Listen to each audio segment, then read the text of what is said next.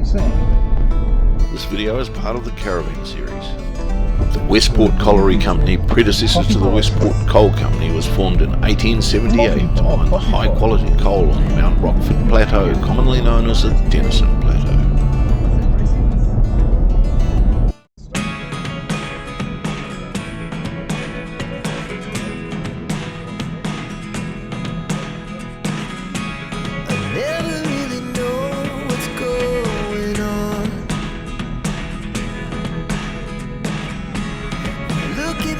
Sometimes like all you want to do is run. Hear me out, hear me out. It's all the things you never show. If you enjoy the video, please don't forget to press the subscribe, ring the bell, press the like button and leave comments and ask questions as required.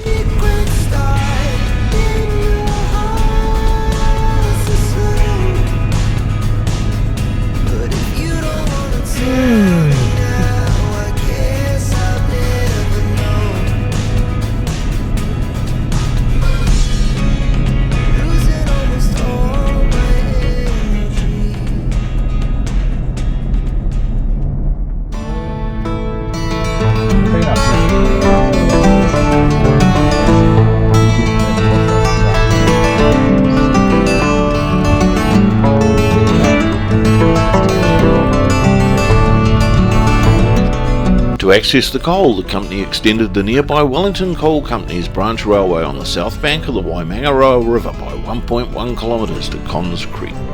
They constructed the Denniston incline and the roper roads from the mines to the top of the incline.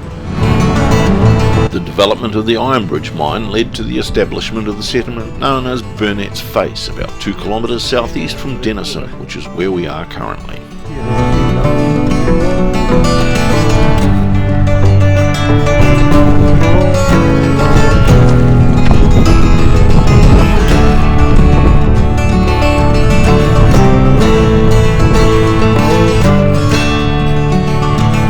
Although there is not much to see now, it was initially a cluster of tents and by 1891 became a thriving town consisting of wooden cottages, a school, 2 hotels, a butchery, a bakery, several stores, 2 halls and 2 billiard saloons.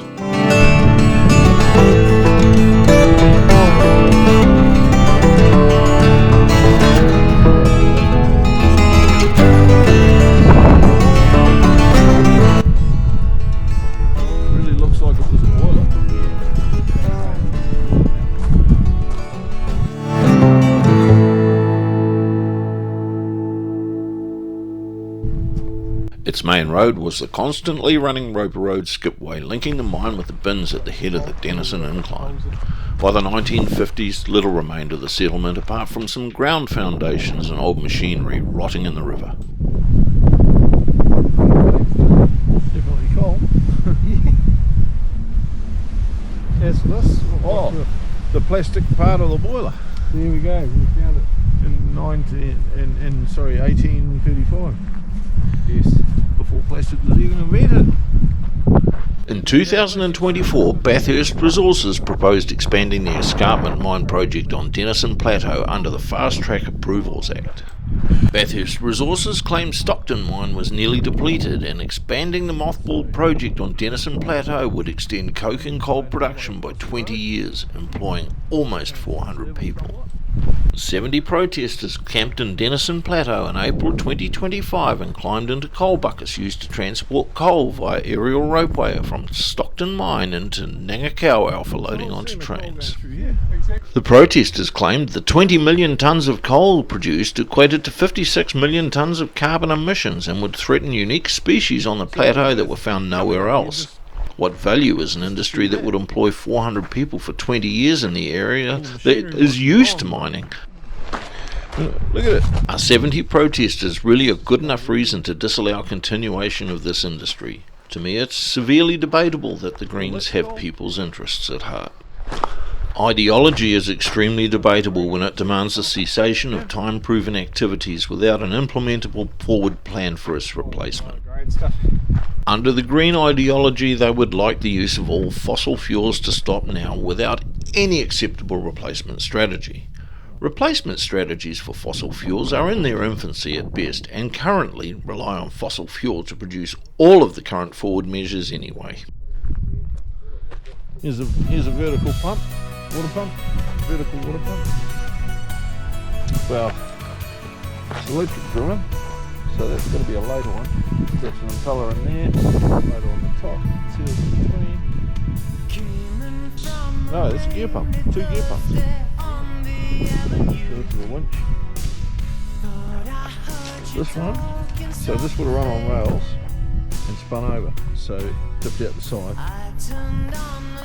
This one's also, this one was dragged by a cable to that winch.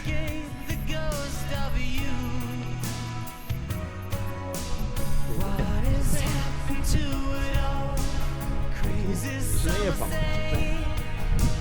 Why not mine the coal, gas and oil that we do have currently until there is a sustainable alternative and make the fossil, solar, wind balance that is achievable now as a complete future plan, which in the long run will achieve far more for the people who are mostly affected by these ideological changes. And as I try to make my way to the ordinary world, I will love. Stockton mine alone was producing close to 1 million tonnes of coal a year and is currently one of the higher producers of coal. 1 million tonnes is considered a small amount of coal, and this commodity is easily exported. Coincidence once prompted you to say, pride will tear us both apart. Well, now pride's gone out the window, crossed the rooftops, run away, left me in the vacuum of my heart. What is happening to me? Crazy, some say. Where is my friend when I need you most? Due to the closure of oil and gas exploration, we find ourselves in need of this coal for the Huntley Power and Genesis mixed fuel plant, also located at Huntley. Ironically, this is an environmental step backward that has happened in New Zealand as it worsens slightly our carbon footprint. All supplies and passengers had to come up by the incline. This basket was used in the early days to transport goods and supplies. On the rail system and up the incline. It was loaded in the wagon using the crane sighted at the top and bottom of the incline. This basket was carried many eagerly awaited items. So this on its own doesn't do anything, but it grafts pressure. So all it is the instrument for recording it. Liquid level gauge that basically just graphing pressure. Today, forgot tomorrow. Ooh, here beside the news of holy war and holy me. Ours is just a little sorrow. And that's how they used to haul them up, eh? In November 2025, the Green Party committed to cancel any proposed mining at Denniston Plateau, as well as any attempt to restart oil and gas exploration should they form part of the next government. This has effectively scared off all companies that would explore or consider mining, and it is affecting almost all industries in New Zealand. Power and gas and the price of coal has skyrocketed due to these dangerous and foolish acts of a party with 11% of the vote last election. These acts affect 100% of the population.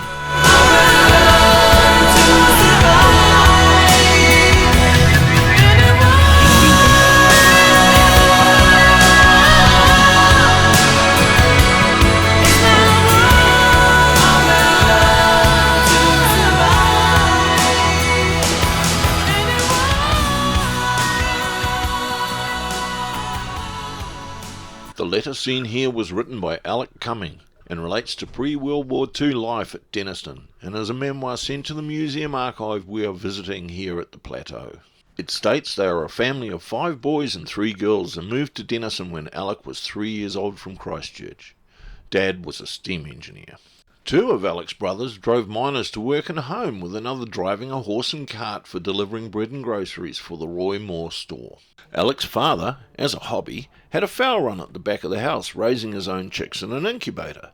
His mother wasn't impressed with it at all. When Alex was 7 years old, his father was killed in an accident at the powerhouse. Details of the nature of this accident are not available, however. Soon after Alex's father died, the remaining family moved to Westport.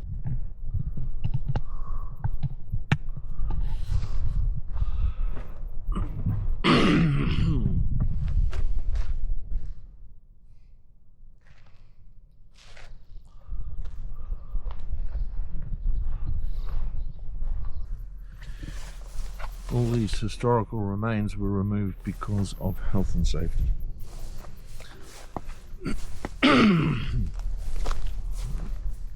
Wonder they didn't cut the bloody pine trees down while they're out.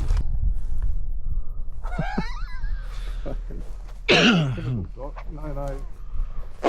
We'll have the poisoning the plants division do that.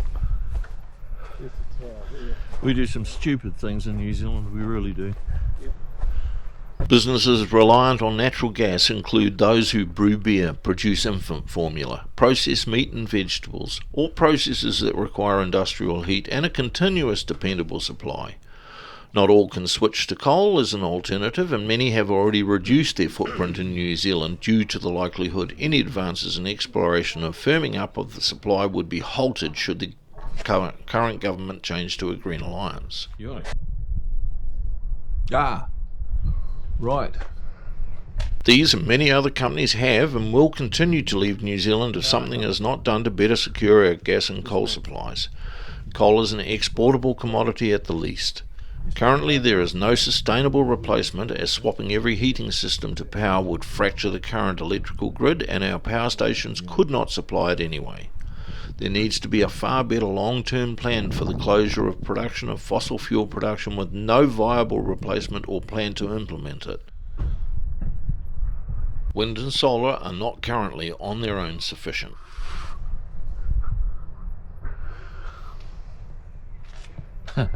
We never locked the door.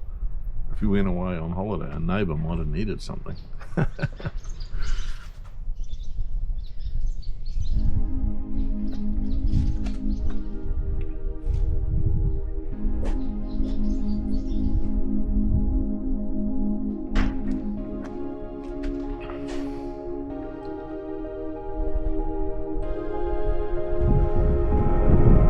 This photo is of a tower for the aerial coal transport ropeway. You're the color of my blood. You're the cure. You're the pain. You're the only thing I wanna touch. This aerial ropeway replaced a previous rope road overland transport system by 1954. You're the fear. I don't care, 'cause I've never been so high. Follow me through the dark. Let me take you past the satellites. You can see the world you brought to life, to life. So love me. The aerial ropeway transported 350 tonnes of coal per day, equaling the old rope road system it mostly replaced. Like you do, touch me like you do, touch me like you do. What are you waiting for? Fading in, fading out, on the edge of paradise. Every inch of your skin is a holy grail I've gotta find. Only you can set my heart on fire, on fire. Yeah, I'll let you set the pace, 'cause I'm not thinking straight. My head's spinning around, I can't see clear no more. What are you waiting for?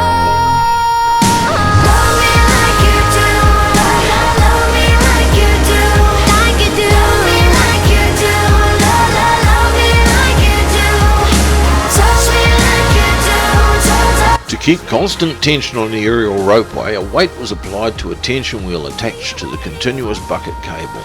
This is more or less identical to a modern gondola system used today.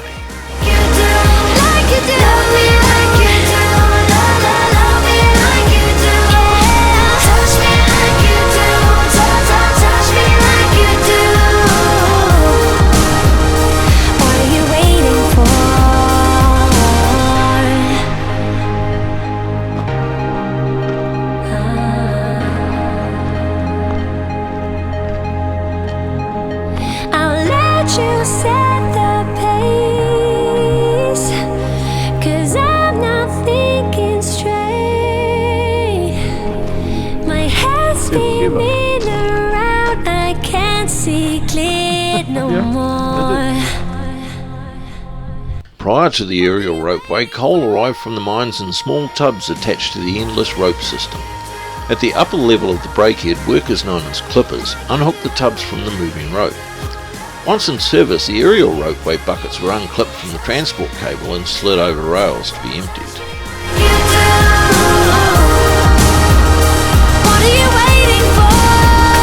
The foundations here are the powerhouse where Alex's father was employed and ultimately met his demise all those years ago.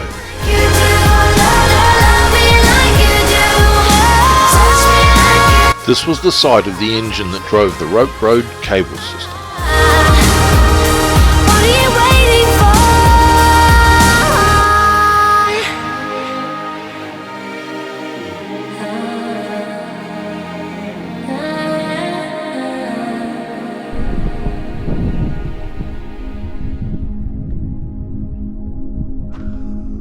All that remains of the tracks and old rope road is behind this fence. This has been shut to the public since 2010.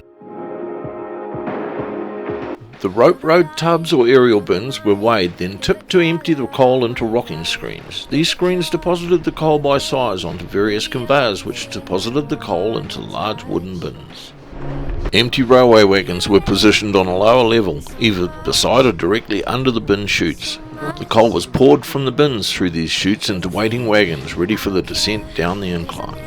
The incline braking system adopted a direct acting horizontal winding engine, except the action was directly opposite and applied a brake motion as water was used to slow the action of pistons to slow the motion rather than steam to power the movement. So love me like you do, la la, love me like you do. Love me like you do, la la, love me like you do. The water was drawn off at each stroke through a throttling valve and replaced by a fresh supply. The weight of the descending full wagon was used as the energy to drive the lift cable pulling the empty wagon up on the opposite end of the winch drum. On the edge of paradise, every inch of your skin is a holy grail I've gotta find. Only you can set my heart on fire. There was also a very effective strap brake around the raised centre of the drum that could be used in an emergency or bringing a load to a stop. It could be wound up tight by the brakeman for this purpose. Thinking straight, my head's spinning around, I can't see clear no more. What are you waiting for? Love me like you do, love me like you do, like you do. Love me like you do, love me like you do. Touch me like you do, touch me like you do. What are you waiting for? Love me like you do, love me like you do, like you do. Love me like you do, love me like you do. Touch me like you do, touch me like you do. What are you waiting for?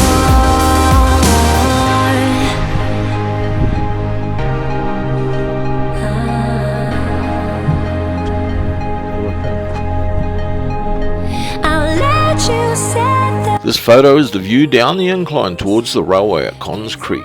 The two rails would each have a coal tub on, one empty coming up and one full descending. There is a lane separation where the two would meet to pass. clear no more. What are you waiting for?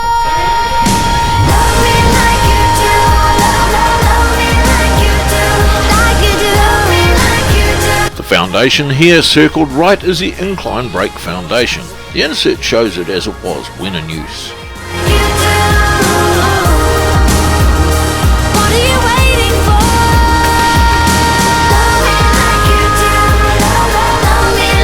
Many mines and other industries from the 1800s through the early 1900s were developed in very remote areas, and the effort to achieve an ability to do similar is vastly lacking nowadays. This is where as a country we need to return to, whilst utilising the many additional advancements since to improve the process.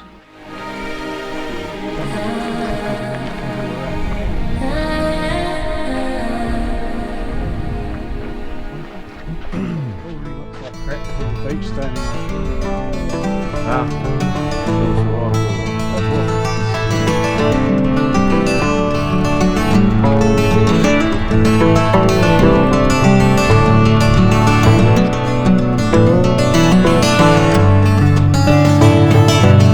This photo is the railway at Cons Creek end of the incline, showing the extensive distance each car would journey to the rail wagon for transportation by the rail network.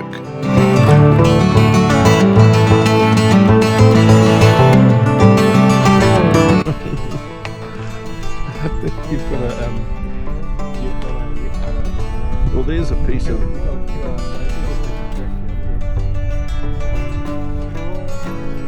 so you can clearly see the route that it took.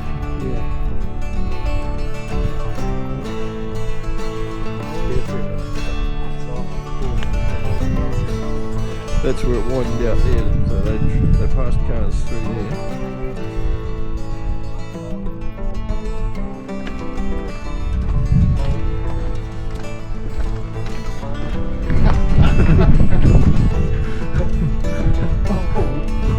one that was then fired in no introduction.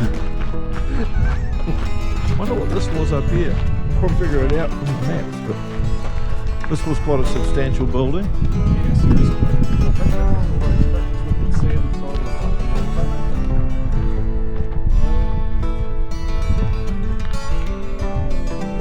bricks in there. Yeah, they seem to build everything out of brick. Yeah, I mean, they've got brick and they've got all that shit had to come up here. This was the machinery. Yeah. Of some sort. Was it a machine shop? I've got that, If you've a got photo of the machine shop. yeah. I'll figure out where it would have been. Now this would have been storage or something.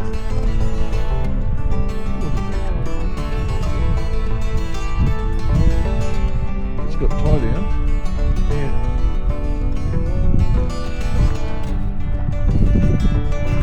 Something sat on that. This is like your feed off your breakers up here.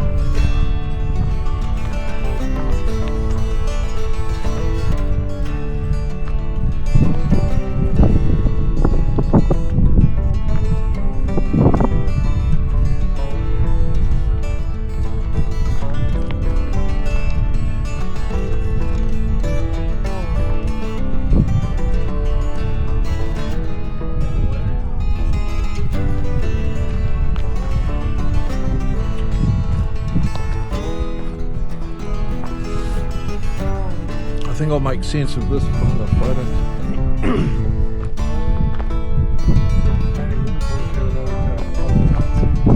Unfortunately, that's the, things that don't actually move, that have things in them, that they tip in and out all day long. They're the things that wear out. The two wheels shown here mounted on these concrete supports were originally mounted in the structure shown bottom left.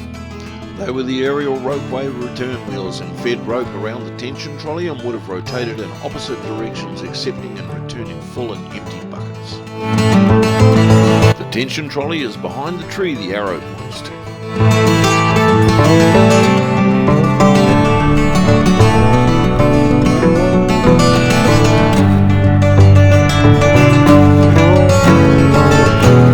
The townships of the Denniston Plateau and the machinery installed existed to extract coal from the plateau and supply demand for New Zealand only at the time it was first built. Now that good road access to the plateau is established, re-establishing mining, especially open cast mining, is a much simpler process than the initial Denniston era. Demand for coal offshore, especially for steel production, is a reality. The argument the Greens use with the amount of emissions being unacceptable is nullified somewhat, as coking coal is primarily used in the steel industry to produce steel and would be sourced from somewhere regardless, as alternatives are difficult and still create similar emissions. Coking coal is a key material in the production of steel, providing the necessary carbon content in the form of coke. The unique properties of coking coal make it indispensable in the steelmaking industry. Denniston has sufficient coal in the plateau for 20 years of production and 400 directly employed people. This is excluding contractors and suppliers. That is jobs in an area that is in need of employment opportunities. This video was a reflection of how life was on the Denniston Plateau. Links attached to this video are directions to Denniston, photos of Denniston West Coast history, and Denniston on the Web.